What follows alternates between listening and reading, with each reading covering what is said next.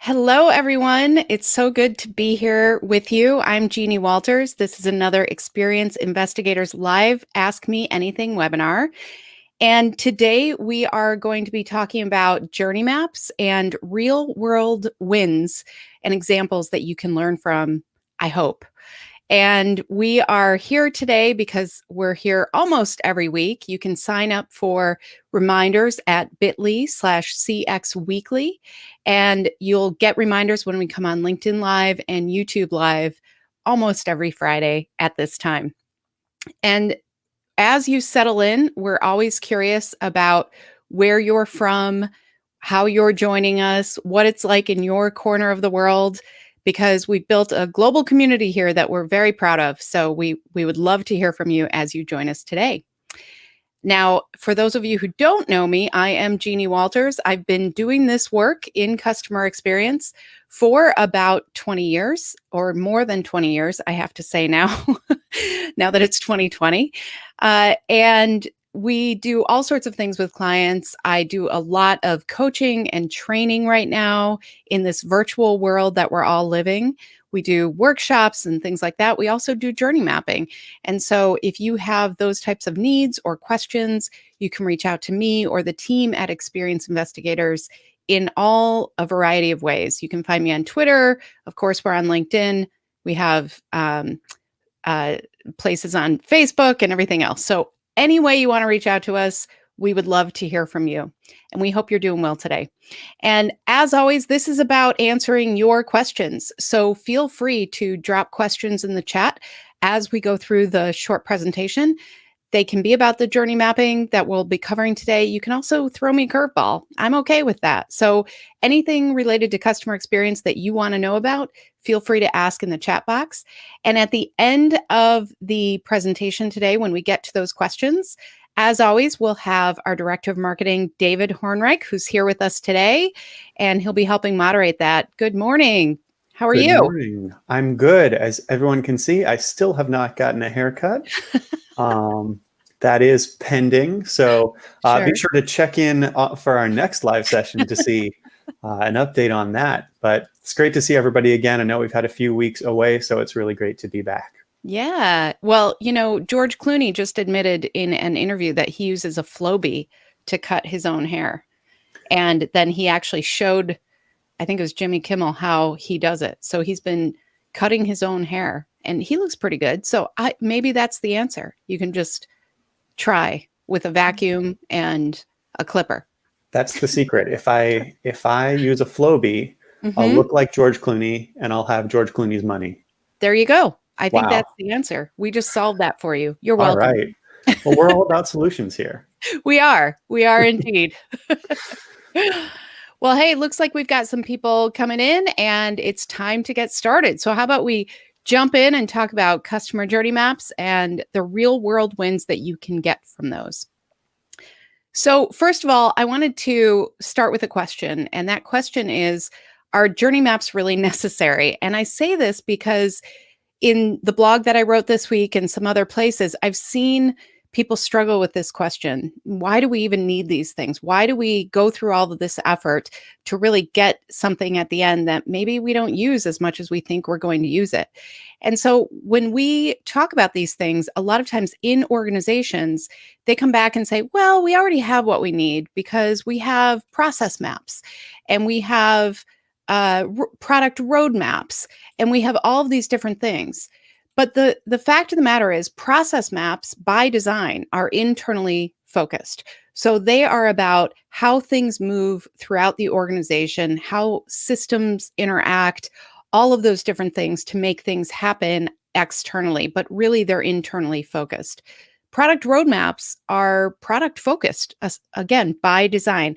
Now, yes, they might be responding to customer requests and upgrades that customers are looking for and things like that, features, but they're still focused on the product itself and the development of the product. And so by design, that's what they're there to do, which is super helpful. And all of these things have a place. And then finally, dashboards is another one I hear about, customer insight dashboards or just in general business KPI dashboards, key performance indicator dashboards, things like that. And The problem with dashboards is they often start becoming just about the numbers, just about the graphs. And so we lose that connection between the customer, the person, and the actual number that it represents. And so it's really important to look at journey maps for the ways that they can help us move forward, not just about the deliverable. And for those of you who have attended many of these with me this year, you've heard me say this more than once. And the question that I want you to really answer for yourself today is, what's the best way we can actually use a journey map, and what will it mean for our organization? What are some of the real world wins that we can get? So when I talk about journey maps, there are a couple variations here. And today we're going to talk about current state mapping. We're going to talk about ideal state mapping, which is where you look to the future of how can we really make this an improved customer journey. And then we're also going to talk about competitive journey information. Now, usually this isn't a full map. This is something to include on the maps that you're building that might be a great way for you to understand your customer expectations a little bit better. So let's talk about what we're doing with current state mapping. Now, a lot of organizations, this is what they think of when we talk about customer journey mapping. This is about really understanding what is happening to your customers today from their perspective. And I'm going to say that again, and I want you to underline it from their perspective, because sometimes clients come to me and they say, oh, we've done journey mapping, and they show me what they've done, and it's still very internally focused. It's all about the perspective of, then we send the customer from the sales program to the customer success program. But that's not what the customer is actually experiencing. The customer journey maps that are most effective really are stepping into your customer's shoes, using their perspective to understand what's that really like. What does it mean to be sent from one part of the journey to another? Am I communicated with in a certain way? Do I have to do anything? All of those things should be reflected on the map. And in fact, one time with a client, we did a current state map, and they were convinced that they were not going to learn anything. So it was kind of an uphill battle because they had a lot of process mapping, and it was really well done. The process maps were very well done. So they felt like they had a handle on exactly what was happening for the customer. But by stepping into the customer's shoes and by really understanding what was happening, using feedback, using data, as well as actually experiencing it, signing up as a customer, we discovered that customers were getting tons of duplicates in emails, in texts, in other communications, because there was a glitch in the system that they used, and it had not been identified. Now, the key part here is it wasn't happening to every single customer. So every once in a while, they would get a call from a customer saying, yeah, it's weird, I'm getting duplicate emails from you guys. And the contact center agent could fix it. They could say, okay, I'll fix that for you. But what they didn't realize was it was happening to an entire segment of the customer base. And it was happening because of a glitch in the system that they could then rectify right away and prevent that from happening. And by doing so, that increased the engagement with the real communications that they were sending out, and it reduced those calls into their customer service centers. So that's the type of thing that a current state journey map can help you with. Really identifying problems that maybe you don't even know exist with your customers, or identifying things that are happening to more customers than you might realize. All of those one-off kind of weird service situations that sometimes we brush off and we think that's really odd that happened. What an odd thing to happen this one time. Sometimes that means more than that. Another thing that happened in a client project was a nonprofit organization. They were trying to really build their donor network. And one of the things that they had identified was that long-term donors, people who donated year after year after year, started drifting away. And when we really looked at what was happening, we realized that they treated every single donor and every single contribution in a very similar way. So there were some donors who were giving multiple times a year. So they were clearly prioritizing this organization. They were clearly aligned with the mission and the purpose of this organization. And so they were giving a serious contribution. But because they were treated the same exact way for every donation, that made them feel like it wasn't really noticed. It wasn't really paid attention to. So we created a program to really respond to those donors. We engaged them a lot more. They were ready to be engaged. And it led to higher donor lifetime value, where they were giving more and more every year throughout more years. And it also just provided a great way to get feedback from this very highly engaged group of donors as well. And so that's another example where sometimes you think everything's going smoothly, but by stepping into those customer shoes, you can start seeing opportunities like that. You can start seeing ways that you could expand what you're doing, that you could improve the experience to engage more of your customers. And then finally, one of the simple things that comes up sometimes is around communication. And I say simple, but we all know it's not simple. But I can almost guarantee that in every customer journey map exercise, we will find something around how we communicate with customers that we can improve upon. And one of the things that came up with a financial services group we were working with was they were using different acronyms for the same processes, for the same things. So customers would get one letter and it would say XYZ, and they would get another letter and it would say ABC. And both of those things meant the same thing. It was incredibly confusing. And it was because of the way the internal organization had kind of grown up. One department used ABC, one department used XYZ, and they just never quite aligned those things. So customers would get different pieces of communication. It led to a ton of confusion. We were able to just fix that and make a big difference in the customer journey. So it can be anything like that, that can be small, all the way up to really engaging customers, to really fixing issues. But current state journey mapping can give you a lot of those wins immediately. And so if you take the time to really understand your customer's perspective and their real journey, you will find things to improve. I can almost guarantee it. I can guarantee it, in fact. So the next type of journey mapping to consider, oh, I just went through these without the slide because that's what I do. So this is the slide that I was supposed to go over. So the next thing to consider are these ideal state maps. And that's really when we're looking at, okay, we know what the current state is. We know there's a huge gap to the experience that we want to deliver and that our customers deserve. How do we fill in those blanks? How do we actually map out the journey that we want to give our customers? And so by looking at this and thinking a little bit ahead of what customers need, then you can really create the experience proactively, which can be pretty exciting. And so some of the real life wins that have happened with ideal state mapping, a fast food restaurant, actually a whole chain, reimagined their drive-through. And part of this was based on customer demands pre-pandemic, but it's actually served them during this time when more and more people are taking advantage of drive-through opportunities. So that's one thing where they started realizing that their drive-through experience was suffering simply because demand was going up. So how could they fix this? So they started using things like better signage, more access. So I'm sure some of you have seen those drive-throughs now that have the 2 lanes coming in.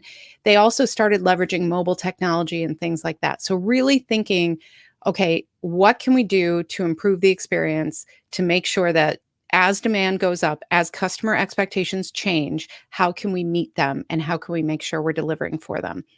Another one, which is really cool, is a historic library. So this is a building that was not really made for modern times. It was a historic building and it was a library, and they were having trouble making an accessible experience. They kept putting in wheelchair ramps and different things, but they kept getting feedback that their patrons with disabilities really couldn't access the library in the way that they wanted.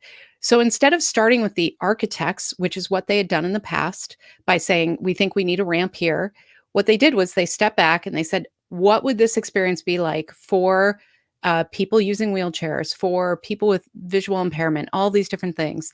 What would it be like if we could create the journey for them? And they knew they had to be within the limits of their building, their location.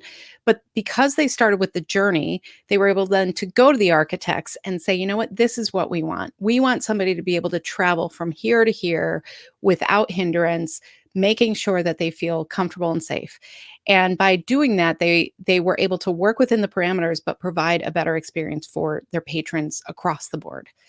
And then, finally, this ideal state mapping is really what has helped so many small restaurants, storefronts, big retailers, everybody think through, how do we serve people during this time where there's social distancing, people are masked, they have health and safety concerns.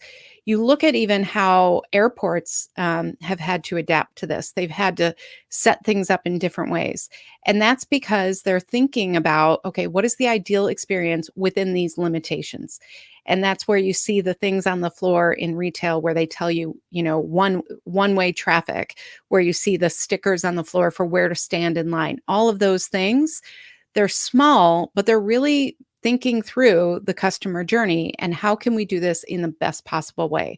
So ideal state is really about taking that step forward, meeting the expectations of the future, or in this case, in 2020, it was about meeting the expectations we didn't know we would have to meet, and looking at it from that customer perspective of what is ideal here. How can we deliver a better experience for our customers than they have today? And then this one is a little different. And not everybody does this. You might not see this on other journey maps, but one of the things that I really love to do is including some competitive information. Now, this is a little tricky because it can't always apply in every situation. Some industries, some customer journeys, this is a lot harder than others. But essentially, what we're doing is we're trying to understand what are our customer expectations based on the marketplace, based on who are they comparing us to? What is that experience like? Have they had that experience with a competitor and now that's their expectation? So when you think about simple things like, and I'm going to use a fast food example again, but think about how I think it was McDonald's first started serving coffee drinks as part of a fast food chain. And all of a sudden, everybody kind of perked up and said, oh, we should do that too, right? Like, because now people are going to expect that. That's the type of thing where you can find what your competitors are doing that is either better or positioned better or just setting different expectations so you can understand how to meet those. So some of the ways that we've done this, and it's really more benchmarking than full on journey mapping. But what I like to do is consider, what are some of the key points of competitor journeys that customers have shared or that you can find out about? And, will that impact the journey that you're offering your customers? So in one case, there was a software company, and they discovered that one of their competitors was touting an upcoming feature. They were saying, hey, this is going to be here in 6 months. We're really excited. It's brand new. We're the first in the industry to do this, everything else. And what they realized was that their product, the original client, their product already offered that feature. Now, they didn't really talk about it much. They didn't promote it. They didn't brand it. They didn't do all of that. It was just kind of there. And so what they realized was their customers didn't even know it was there. The market didn't even know it was there. And by talking about it and touting it and branding it and communicating about it differently, they were able to, hang on to those customers who might have defected to that competitor for that feature that they thought was new and different.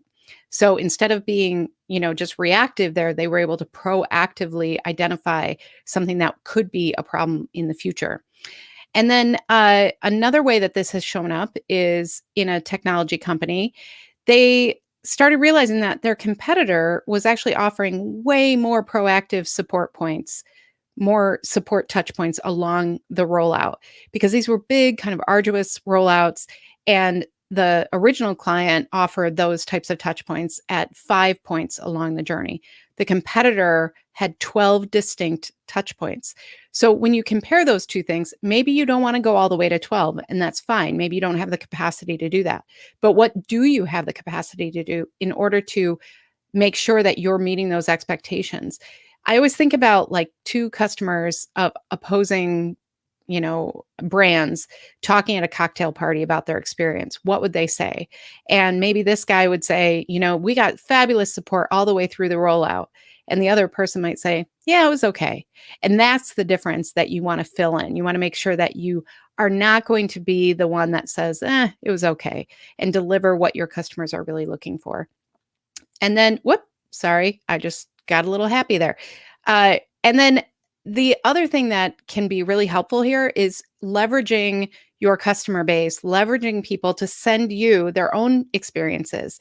So a retailer actually asks customers to send photos and videos of shopping not only at their store, but at other stores too.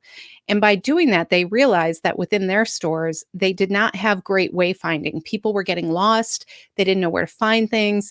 And then when they compared it to the other places that their customers shopped, they felt like, oh my gosh, we've got to do a lot of work here to modernize. And that's exactly what they did. They provided more clear direction and signage.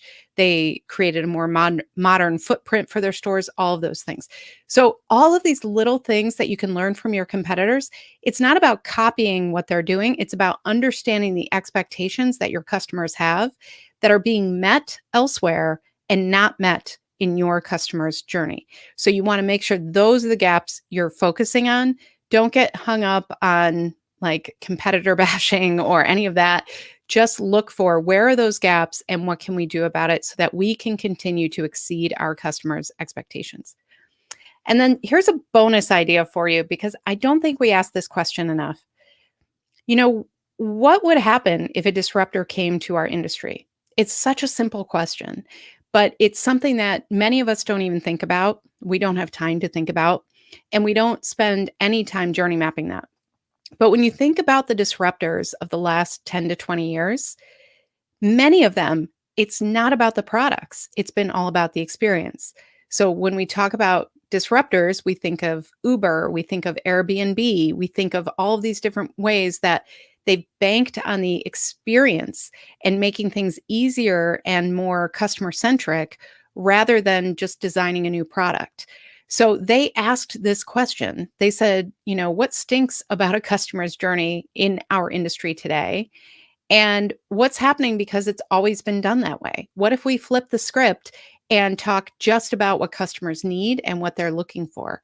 And if you can do this, then it starts opening up a little bit of blue sky thinking, thinking bigger, thinking about how can we really not just take a few steps towards that ideal state journey, but what would happen if we disrupted it? And I know this is kind of scary for the big enterprise places, but what I love to say is, what? There are a couple people with a laptop who are already doing this. They're already trying to disrupt your industry. So what if you did it first? What if you could really invest in understanding what are the pain points that customers all have throughout our industry? How could we fix those? And that's really where you get to think on big ideas, big ways to serve customers, and it can be really freeing for your innovation process too. So I encourage you to think about that and really challenge yourself. What would a disruptor do? Start there. Don't start with what would we do? Start with that, and that will open up a whole bunch of ideas for you. So where should you start? I get this question all the time. And I always recommend starting with current state journey mapping, because it's really something that will guide the other journey maps as well. If you know what your customers are actually experiencing today, you can, you can immediately start improving it and improving their journey. You can immediately apply ideas towards an ideal state journey map, and you can start identifying, this is a real pain point throughout our industry. We might not be able to fix it today, but what would happen if we could fix it? So if you have that current state journey map, that is your foundation to build everything else. And, as I say over and over and over, it's a tool. This is not a static exercise. This is not about getting the actual map. It's about the experience and the exercise of going through this, so you can take those insights that you learn and turn them into action. You have to take that next step in order to make this worthwhile. And then once you take those actions, you can find those insights again and go back and make sure that they are providing what your customers want through those actions that you've taken. And hey, as part of the Year of CX, which I hope you guys have signed up for at yearofcx.com, we have delivered our latest tool, which we're very proud of, I will say. This is something to really help you get into how can we start a journey map? How can we do this? It's a workbook that has several exercises to really help you before, during, and after. It has a simple template in there. It has some things for you, but it's there so that you can feel like, you know what, I'm going to finally do this. And we encourage you to download it, use it with your team, figure out what those steps are that you need, and then really learn from that journey map and keep doing what you need to deliver for your customers today, tomorrow, and well into the future. And so we hope that you take advantage of that if you haven't already. And if you have already downloaded it, we'd love to hear what you think as well. So, okay, I just talked a lot, and it's time for questions. So if you guys have questions, of course, I love to hear from you. So let us know. So David, how's it going? What have we heard? Oh, I had to say it. Oh, we need like a womp womp sound effect, like Mhm. the Price is Right when you lose. Um, I want to draw attention to Eric, who commented. He's currently working on a customer journey map project for the medical insurance world.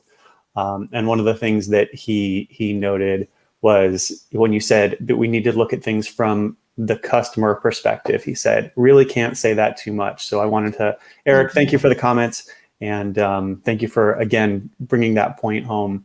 Yeah. Really can't say that too much. Oh, and that's Eric Ullman. Hi, Eric. That is Eric Ullman. Nice. Yeah.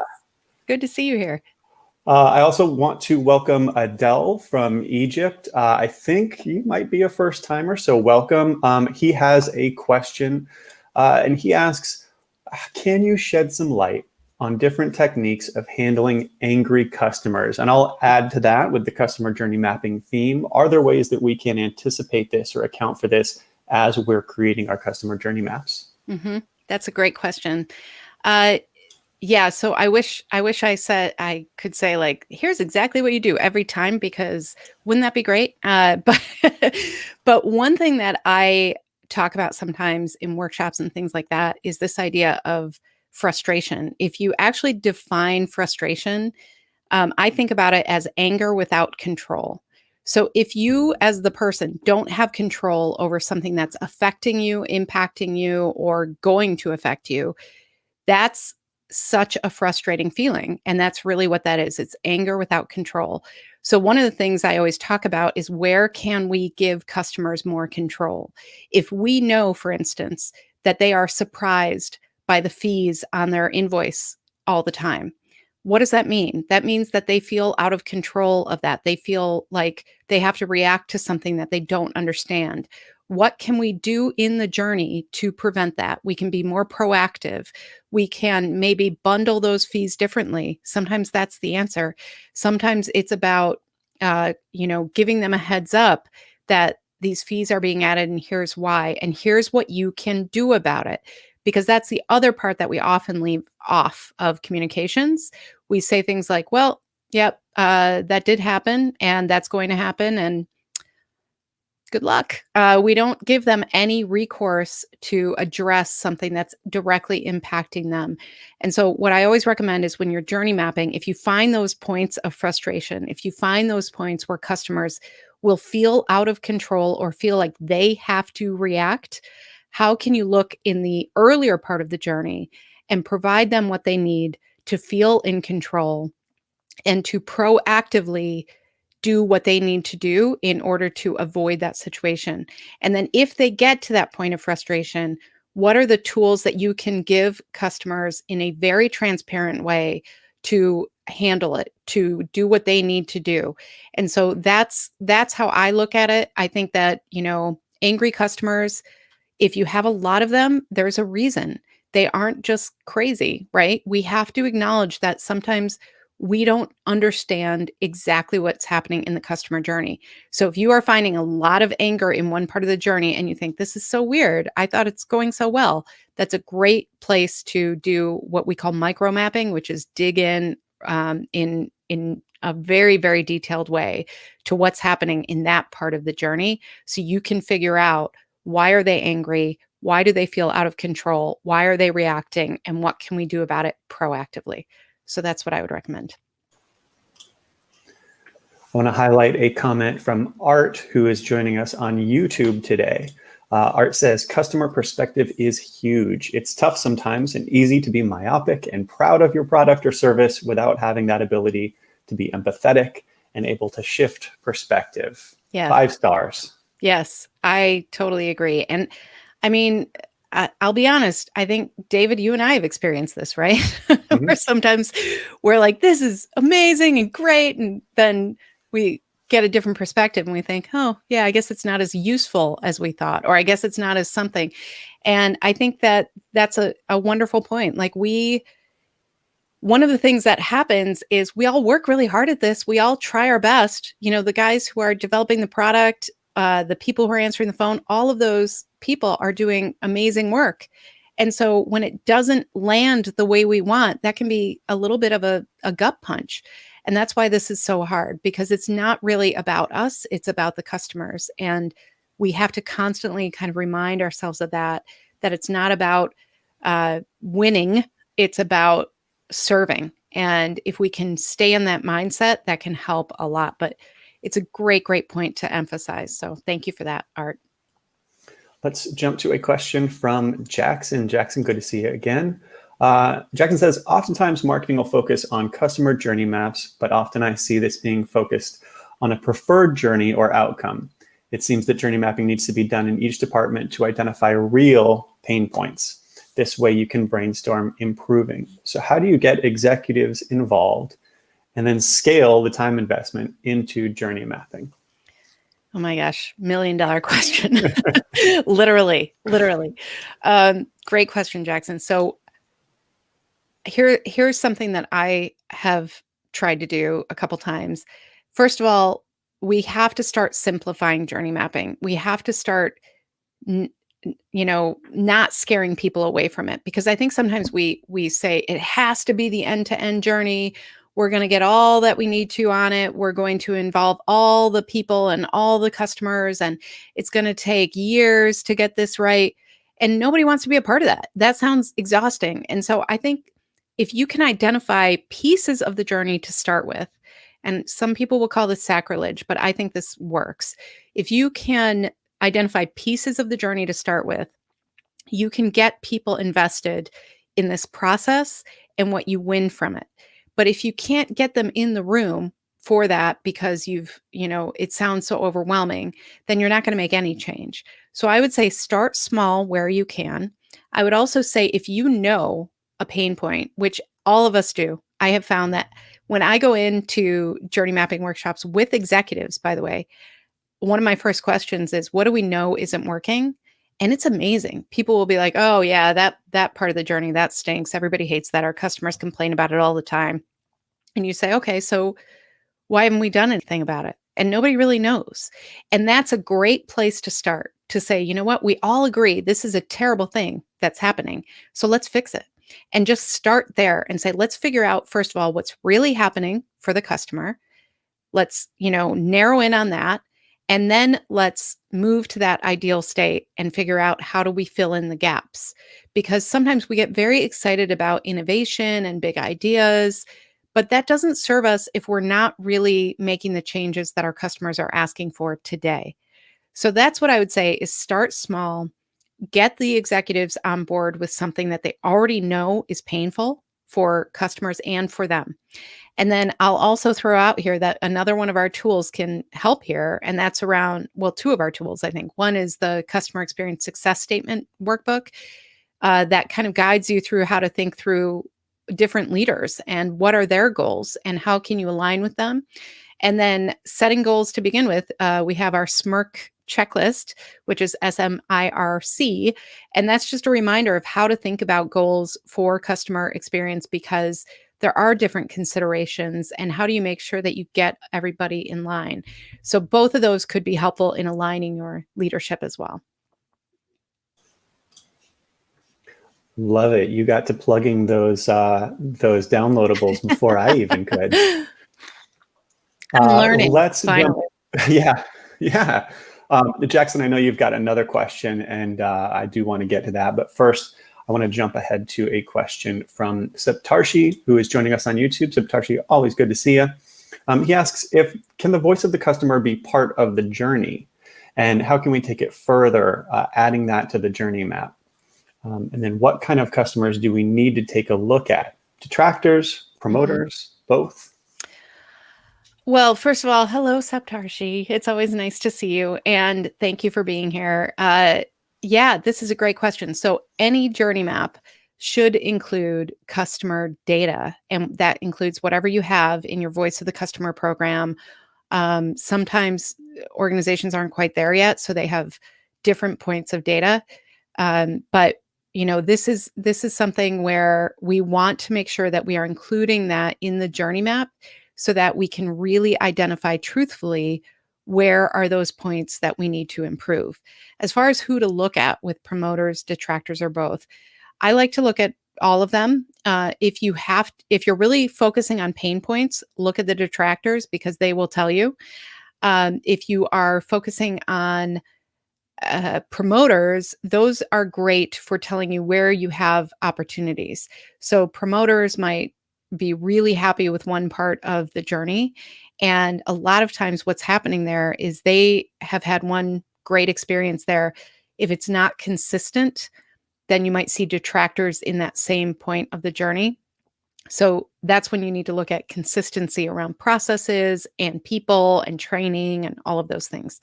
So I don't think there's a right way to do this. I think we all have to it's part science and part art. Some of this is understanding what are our needs, what are our limitations as an organization, what are our timelines and budgets and all those things, but then also figuring out what are our priorities. Is it to fix the pain points, or is it to look for opportunities, or is it a bit of both? And so that's where you can look at your spectrum of customers, but include that data in the map so that you can really make a case for, what, we are losing people. These are becoming detractors at this point in the journey.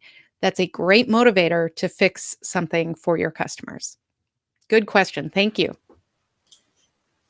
Thanks, Saptarshi. All right, Jackson, let's get to actually, before we get to Jackson's other question, we've got a follow-up from Eric regarding Jackson's first question. So let's stick with that. Boy, this is getting complicated. I know. This is like Inception. So Eric asks, follow up to Jackson's question, who in my organization should I include when I'm building my list of participants? Mm-hmm. Another great question. So I really believe in the idea of a cross-functional customer experience team. And so what that means is once you have the information and the journey map, you need to then have buy-in from the leaders who will then make the changes. So you might not be able to make the changes in digital. You might not be able to make the changes in invoicing or all these different places. And so I really love to think about, who do I need on that team in order to make those changes before we actually start this? Because if you can get their buy-in, if you can get them involved, then it's a lot easier once they see the results.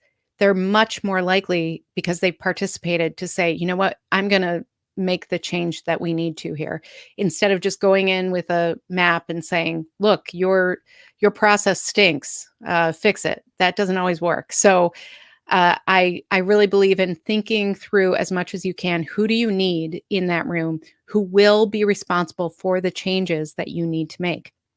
So as much leadership as you can have to really build this out together can be very, very effective.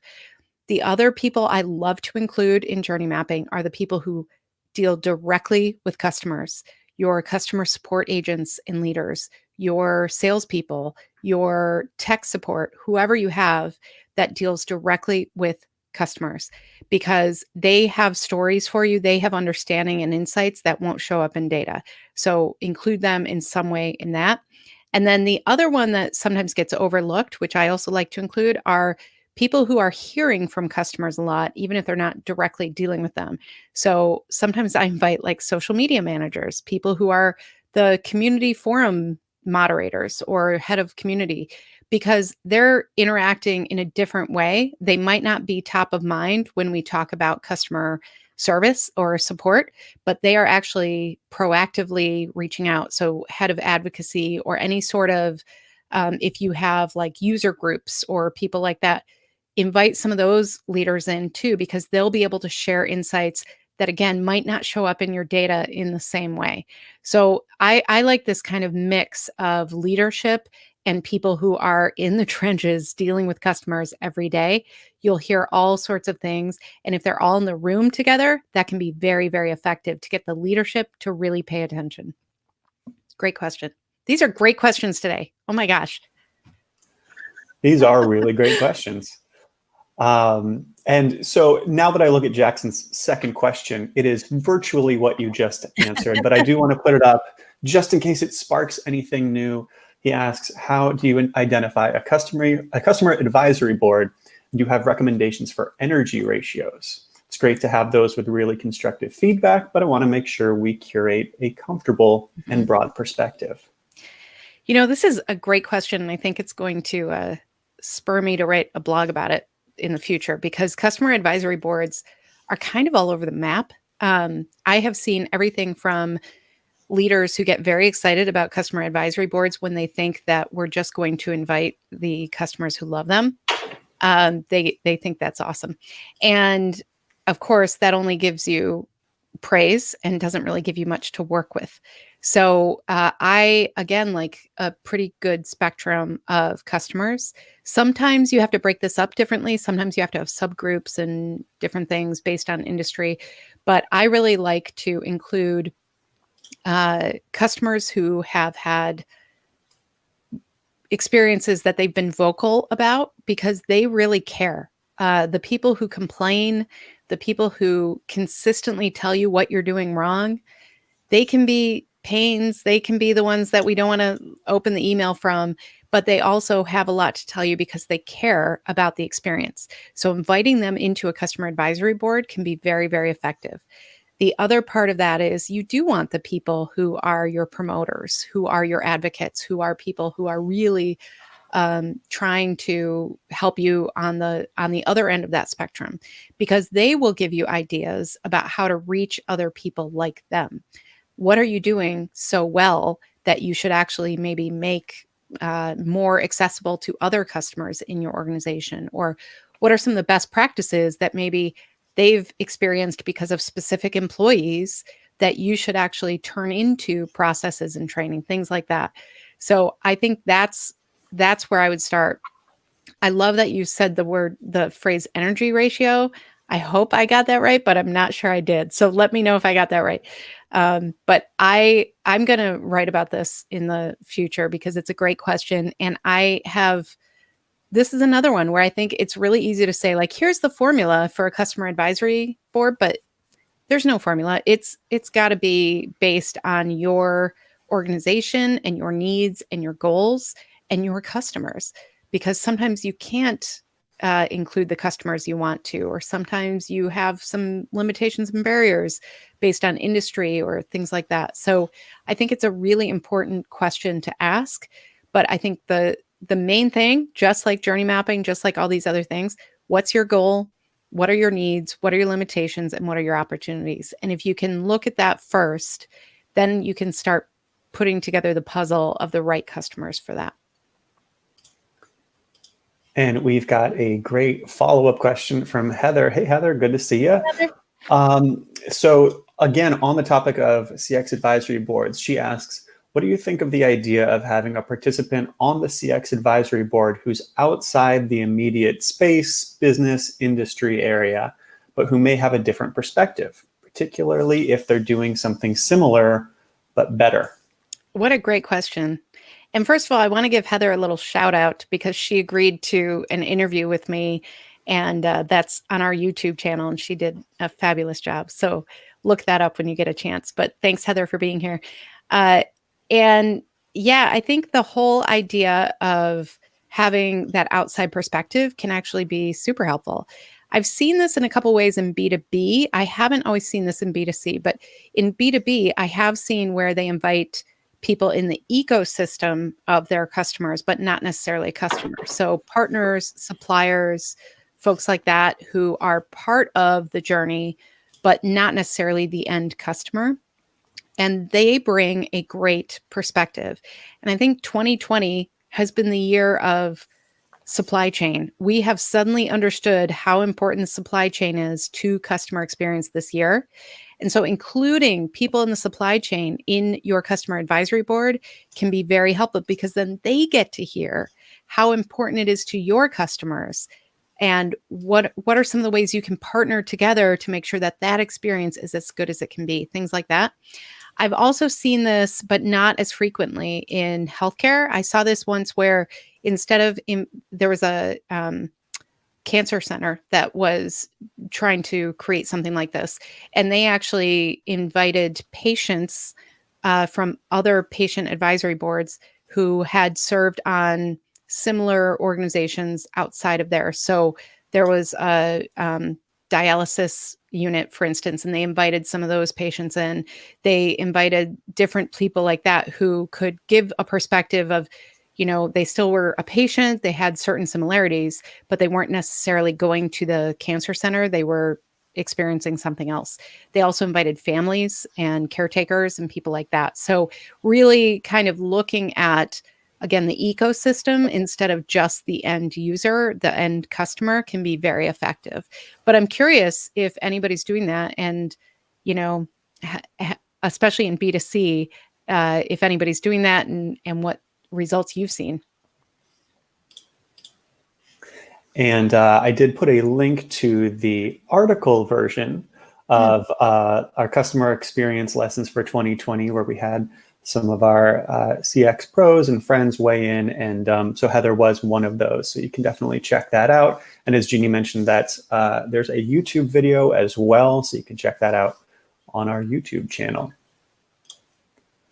So that's it for our questions for today. We had some really, really good ones, didn't we? Really good ones. Yeah. Thank you guys so much for all of your questions, as always. And we actually won't be here next week. I know December's weird. So we won't be here next week. We will be here the week after that on December 18th. And then we aren't going to be here for a few weeks as we wrap up the year and go into 2021. But we have some plans. So pay attention, because we are, there might be some changes of brewing here, but we, of course, want to continue connecting with this amazing community. You guys show up week after week. I so appreciate it. And we are here for you. So thank you for all you bring to these discussions. And thank you for all you do for your customers, as always. Who would I be if I didn't ask for feedback at the end of one of these? So be sure that you let us know what's working for you, what's not, what topics do you want to see next. So let us know at bit.ly/let Jeannie know. And that's Jeannie with 2 N's, which you all know already. But so thank you guys so much for being here today. We are thrilled, as always, that you're here with us. We are thrilled that you are part of this community and part of fighting the good fight for your customers, because we are really the front lines in this. We are really looking for how can we deliver better customer experiences every day. And what that means to me is that you're helping us live our mission, which is to create fewer ruined days for customers. And by doing that, I really believe we create a better world. So I hope some of these tools that we offer, like the customer journey mapping workshop, you can get at that link below me. But you can also, don't forget to sign up for the Year of CX, where about twice a month, we provide a new tool that you can download, you can start using, and hopefully it will help you, build momentum around your customer experience programs as well. So again, you can reach me on LinkedIn, on Facebook, on Twitter, all these different places. And we are always thrilled to hear from you. So feel free to reach out there. And until we see you in 2 weeks, we will be delivering some content. So as always, it might not be live, but we'll still have a video for you and some more content next week. So be sure that you follow our blog at experienceinvestigators.com and get the latest updates there. But thank you for all you do. Enjoy the rest of your day today and your weekend, and we will see you back here in 2 weeks live. Thanks, everybody.